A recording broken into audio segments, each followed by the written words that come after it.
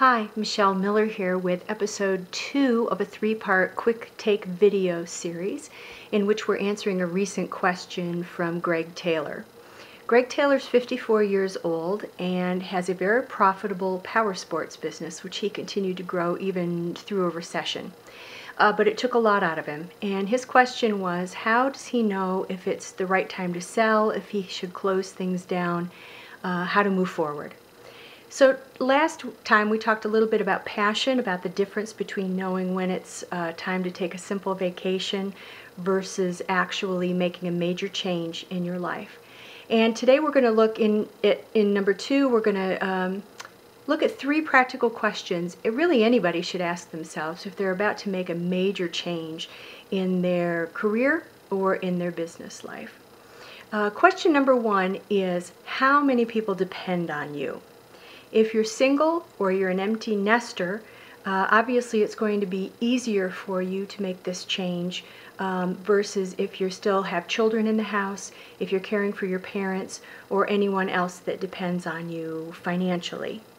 So you need to take a look at what your future obligations are going to be in the near future and the far future, things like college tuition, for example, for which you're going to be responsible.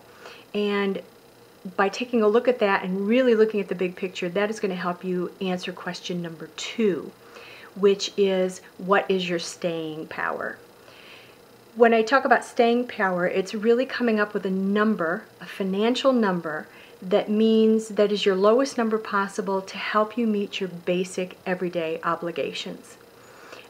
It's really the number that will get you through any period of time in the transition between your old career or your old business into your new challenge, whatever that might be. Obviously, if you have fewer people depending on you, then that number is going to be easier because it's going to be lower. But you really need to spend time thinking about that, all of the obligations and daily survival numbers that you need. It takes a while to do this, but it's an interesting exercise because it's funny, once you come up with that low number and really realize what little you need to survive, somehow you can sleep better at night. So it's a great exercise for anyone to go through. Finally, question number 3 is, how will you exit? And there is no right answer here because every situation is subjective. But if you're looking at selling your business outright, for example, you need to, once you have that staying power number, you really need to plan well enough in advance and make sure that your exit is also provides you with as much walking out the door money as possible. Now, Greg, for example, said he couldn't find a buyer for his business. And one last thing that I would say is, don't limit yourself to posting your business for sale locally or regionally. In these days of the internet, you can literally put your business up for sale around the world. And I am willing to bet there is someone, even in the United States, in another state, who's looking for the opportunity that you're offering and is willing to move anywhere. So I say it's worth a try.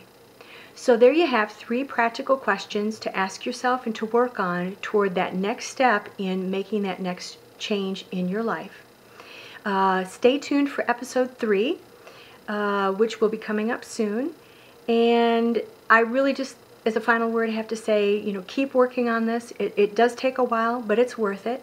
And in episode number 3, we'll kind of wrap things up. If you have a question for the Wonder Branding team, feel free to shoot us an email at ask@wonderbranding.com. Till then, thanks for watching, and I'll see you next time.